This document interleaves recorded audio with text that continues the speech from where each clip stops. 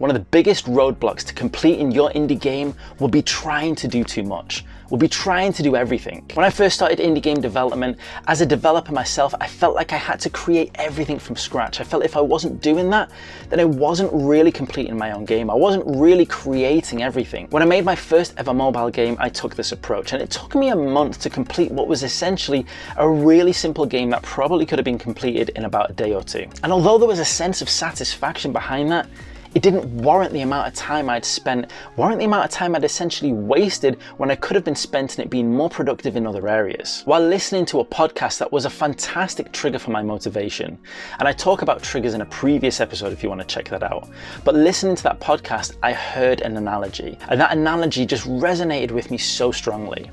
It was the story of a man that wanted a jumper, but he didn't want to go out and buy the jumper. He didn't think that would be satisfying enough, so he thought he would knit the jumper. But as he started knitting the jumper, he thought, I'm not truly creating this jumper from scratch. So he decided that he wanted to get the wool himself. So he went and sheared some sheep. But as he was shearing the sheep, he felt like even that wasn't enough. He hadn't brought up these sheep. So he decided to go into sheep farming. And before he knew it, he was spending his entire life farming sheep when all he wanted to do was to create a jumper.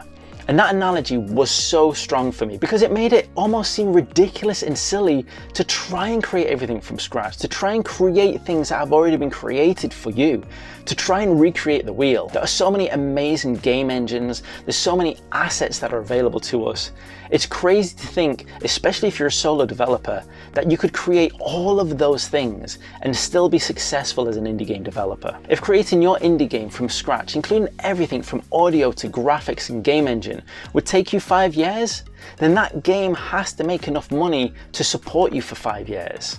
Whereas if you could make that very same game in 1 year, then the game only needs to make enough money to support you for 1 year. Therefore, your levels of expectation of success can be completely different, making you so much more likely to become a successful indie game developer and repeat the process. The buzz and feel you are going to get completing your game, shipping it, and getting those sales is not going to be any less than if you got some support from a game development engine and some assets, as opposed to creating it all yourself. As a matter of fact, you'll probably get a bigger buzz because you won't have wasted as much time, because your brain won't be saturated with all the effort you've had to put in to get to that point. You'll be able to enjoy your success even more.